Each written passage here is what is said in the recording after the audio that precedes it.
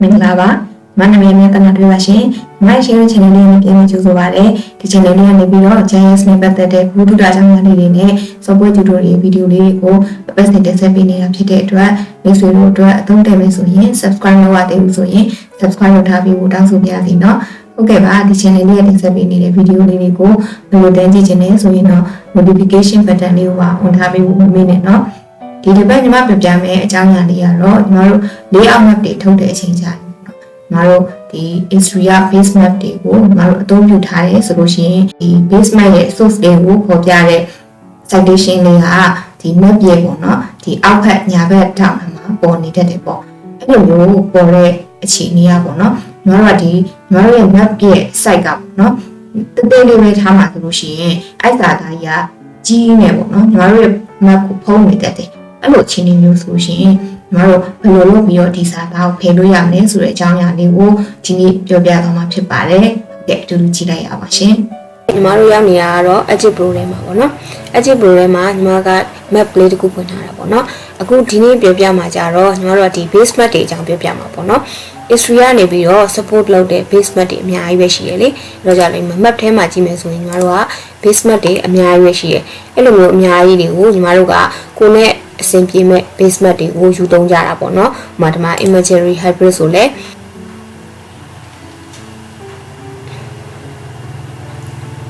ဒီမှာပေါ့နော် imagery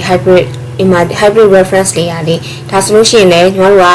Israel နေပြီးတော့မှသူကဒီအဖွဲ့အစည်းရဲ့အသီးသီးကပေါ့နော်ဒီ layer တွေကိုပေါင်းစည်းပြီးတော့မှညီမတို့အသုံးပြုလို့ရတဲ့ base map အနေနဲ့ဖြစ်အောင်လုပ်ပေးထားတာပေါ့နော်ဒီကောင်လေးကိုသူက citation အနေနဲ့ဒီမှာပေါ်ပြထားတယ်ပေါ့နော်ဒီမှာဆိုလို့ရှိရင် History, Maxa,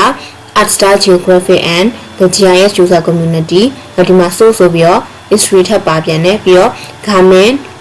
FAO, NOAA, USGS, the OpenStreetMap contributor and the GIS user community ပေါ့နော်သူကဒီအဖွဲ့အစည်းရဲ့စီကနေပြီးတော့မှ layer တွေကိုစုပေါင်းပြီးတော့ညီမတို့အသုံးပြုလို့ရနိုင်တဲ့ base map လေးတွေဖြစ် Israel ပုံဖော်ပေးထားတာဖြစ်တယ်ပေါ့နော်ဒီမှာနောက်ထပ်တခြား base map ဆိုလည်းကြည့်လို့ရတယ်ဒီမှာ OpenStreetMap ပေါ့နော် OpenStreetMap ဆိုလည်းဒီလိုပဲပေါ့နော်ဒီမှာတွားကြည့်မယ်ဆိုလို့ရှိရင်ဒီမှာတုံးထားတဲ့အဖွဲ့အစည်းတွေကိုသူကပြန်ပြီးတော့မှ credit ပေးထားတယ်ပေါ့နော်ဒီလိုမျိုး credit ပေးထားတဲ့ဟာကညီမတို့အတွက်ပေါ့နော်ဒီမှာလဲသူက credit အနေနဲ့သူဖော်ပြထားတယ်ပြီးတော့ကြာညီမတို့က map ထုတ်တဲ့အခါမှာလဲအဲ့ဒီ service layer credit ကလာပြီးတော့ပုံနေတတ်တယ်ပေါ့နော်အဲ့ဒါလေးကိုတစ်ချက်ပြပါမယ်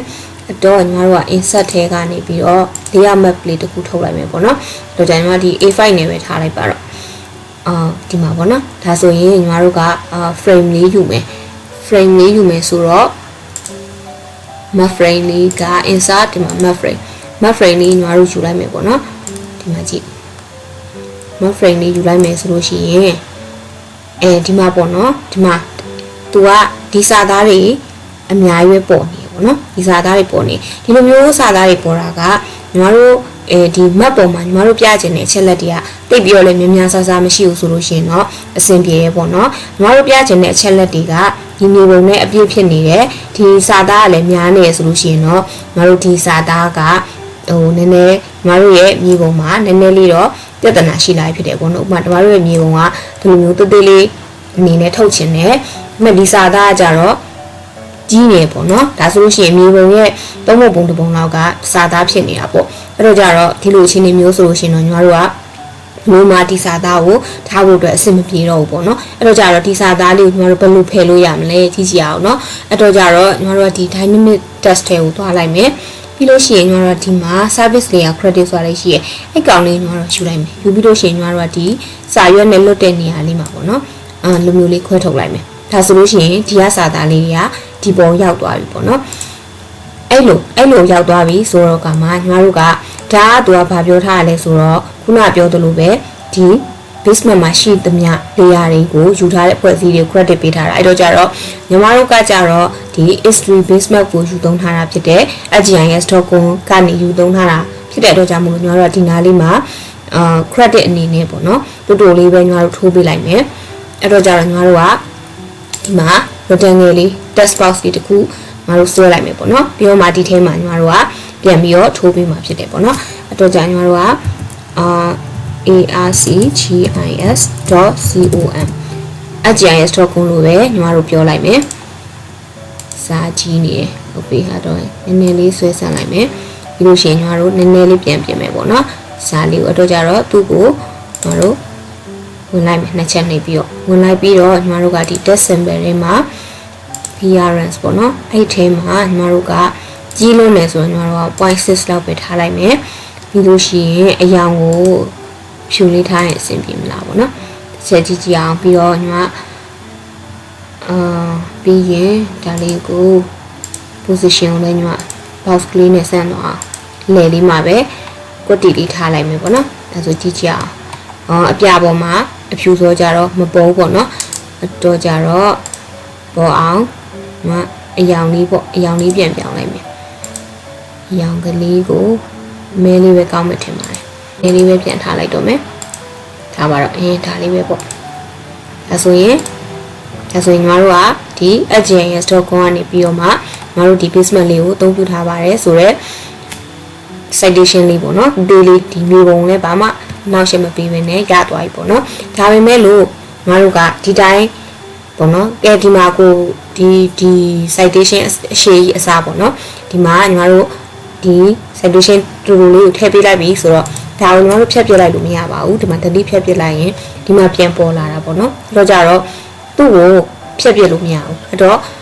ဒီတိုင်းပဲထားရမယ်အဲ့တော့ဒီမှာ dynamic test ပြန်ခေါ်မယ်ဒီမှာ service တွေက credit လေးခေါ်ပြီးတော့ဒီဘက်မှာပဲထားရမယ် sorry ဆွဲချပြီးတော့ဒီဘက်မှာပဲထားရမယ်ဒီလိုရှိနေမှသာနေသူကဒီမှာမပေါ်မှာပေါ့နော်ဒါမဲ့လို့ညီမတို့ကlayout ကို export ထုတ်တဲ့အချိန်ကျရင်တော့ဒီစာရွက်ထဲဟာလေးကိုပဲပေါ်သွားမှဖြစ်တဲ့အတွက်ကြောင့်မို့လို့ညီမတို့ကဒီဘက်က credit layer ကတော့မပေါ်တော့ဘူးပေါ့နော်အဲ့တော့ကြတော့ညီမတို့ဖော်ပြခြင်းနဲ့ data တွေကိုရှင်းရှင်းလင်းလင်းဖော်ပြတော့ရတာပေါ့နော်ညီမဒါမျိုးကိုနောက်တစ်ခုပေါ့နော်ထပ်ပြောပြပါအောင်မယ်ဒါကတော့ညီမအရင်တစ်ခေါက်ကပေါ့နော်ညီမ location map လေးနေပြီးတော့ location map လေးလုပ်ပြတော့ငါဆိုရင်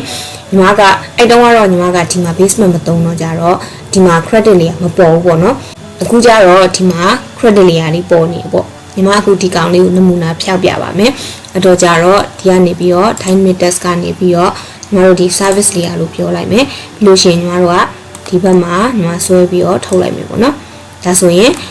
ဒီကောင်လေးကနေပြီးတော့ဒီဘက်ကိုရောက်သွားပြီဒါဆိုရင်ဒီမှာရှင်းရှင်းလင်းလင်းပေါ်သွားပြီပေါ့နော်ပေါ်သွားပြီဆိုတော့ညီမကဒီမှာခုနလိုပဲ citation အသေးလေးထိုးမယ်အဲ့တော့ test box လေးသေးလေးဒီနားလေးမှာညီမယူလိုက်မယ်လို့ရှိရင်ဒီမှာ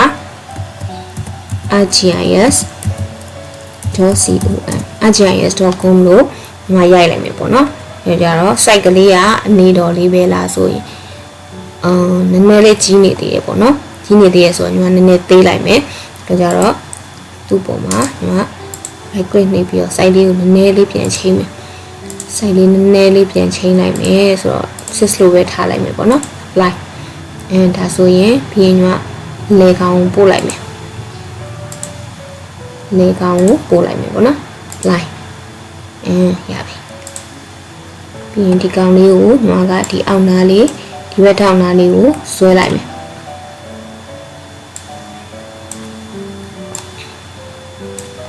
ဟုတ်ပြီဒါဆိုလို့ရှိရင်ညီမတို့ညှို့ဆိုခြင်းနဲ့ဒီညီမတို့ရဲ့ဒီ basement လေးကဒီ ArcGIS.com ကနေပြီးယူထားတာ history basement လေးဖြစ်ပါတယ်ဆိုတာလည်းပြောပြတာဖြစ်သွားပြီပေါ့နော်ညီမတို့ရဲ့မျိုးပုံကိုလည်းဘာမှလာပြီးတော့မှအနှောက်အယှက်မဖြစ်တော့ဘူးဒီ citation ရနေရပေါ့နော်အဲ့တော့ကြတော့ဒီတိုင်းလေးညီမlayout ထုတ်ပြပါမယ်နော်တို့ကြတော့ share ထဲကနေပြီးတော့မှညီမတို့ layout ထုတ်လိုက်မယ် layout ထုတ်ပြီးတော့ညီမထားခြင်းတဲ့နေရာကဒီတဲက training ပေါ့နော်ဒီတဲက training ထဲမှာညီမကဒါလည်းဆိုတော့ဒီနာမည်လေးပေးမယ်ပေါ့နော် service layer credit service layer CREDIT credit လို့ပဲပြောပြီးတော့မှညီမဆေးပြပါမယ်လို့ရှိရင်ညီမ export ထုတ်လိုက်မယ်ပေါ့နော်ပြီးရင်ဒီဘက်ကစာအရှိပါလားမပါလားတော့ကြည့်ကြမယ်နော်တော့ကြည့်ကြမယ်အဲ့တော့ဒါလေးကိုပိတ်လိုက်မယ်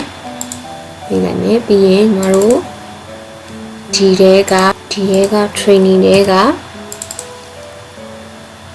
ဲက training ထဲမှာ